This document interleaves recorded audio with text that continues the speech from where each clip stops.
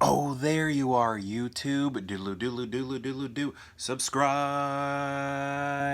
We are going to do a random ranking. I'm going to go to my movie collection behind me and pick out 3 movies at random with my eyes closed. Actually, they'll probably be like open and closed.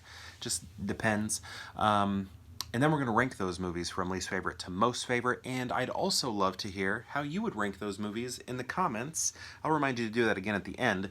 But let's get to picking some movies. Lately, what I've been doing is picking out 3 movies that are sitting next to each other in my collection, because my collection is not alphabetized. It's from I don't know, it was alphabetized at one point, but it's not anymore. So, like, sometimes sections of movies are alphabetized, but not the entire collection as a whole. So I'm just kind of curious which movies we get next to each other. So I'm going to pick from an area down here that I don't often choose from. I'll pick 3 movies. Let's do that now. I'm not leaving you. I'm still here. 1, 2, and 3. Okay. Now the one thing is I have to have seen at least or seen the movie at least once in order for me to rank it. If I haven't seen it, then it goes back into the collection. Okay, Moulin Rouge, here we go. Seen it. What? Didn't I just pull this out recently? Maybe not. Monsoon Wedding, I've never seen it, so this is my wife's film, so I gotta put this one back and we'll replace it with, I'm gonna choose from this same section. It will be replaced with, okay. Pleasantville, Dobie Maguire. And then Forces of Nature. All right, let me think. Let's talk about these. Okay, Forces of Nature. Let's go backwards where we were. Forces of Nature has so many weird cut scenes. Is that the word? Like establishing shots. Is that what's happening there? I don't know. In between like major scenes, or maybe it's during scenes. I don't know, they have this like weird like shaky cam thing of like cities, and they're like really trying to be, I'm gonna say 90s. Yeah, 99. It just has a 90s feel to it. When they're like, look, we're a music video. You know, everything is normal, like a normal film, although it's very windy, so maybe they're trying to showcase like wind or something. Forces of nature. And I don't know, it's like the camera's doing this, and it has some sort of weird, almost teal, or maybe a steely blue font to it, if I remember right. I just remember watching this with my wife and thinking, what are they doing? They're really trying to be like an art film right now, but everything else about the movie is not. But, I don't know, this is kind of cool, a cool pair-up. Ben Affleck and Sandra Bullock.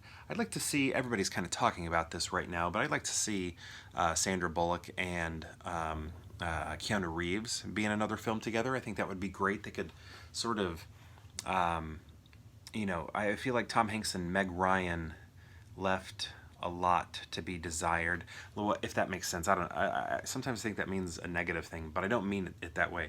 I mean it as in, I think they had great chemistry and would have loved to have seen them do more films together.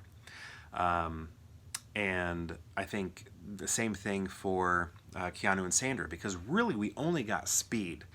Like, in The Lake House, yes, they are in the same movie and they are the stars of that movie, but we don't really get to see much interaction between the two of them because they're living in 2 different time periods. We, you know, hear their correspondence through mail, but that's it.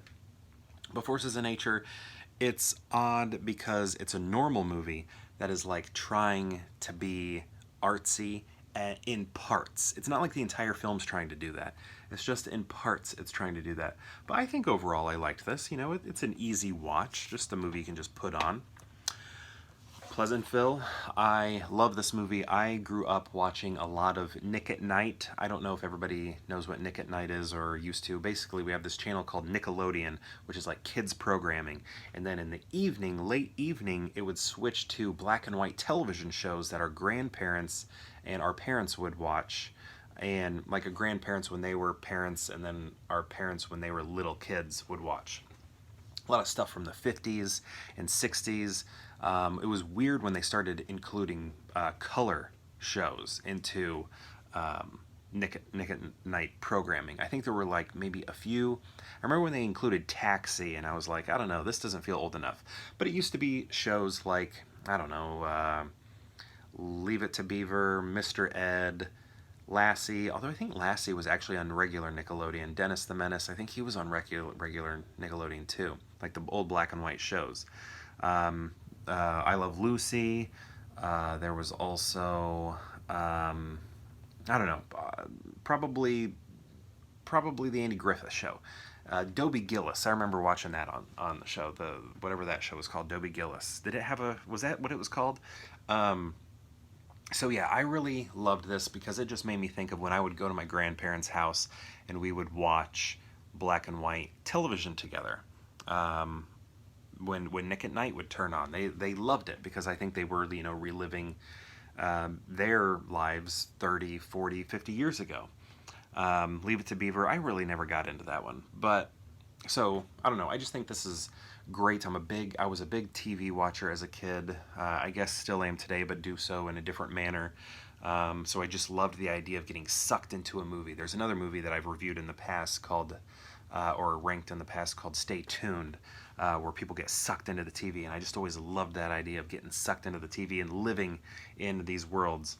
And here, you know, they amplify it and make it do things that obviously would never happen in those shows, but, you know, also still very cool. Okay. And then Moulin Rouge. I love this movie a lot. I think this is one of my favorite musicals.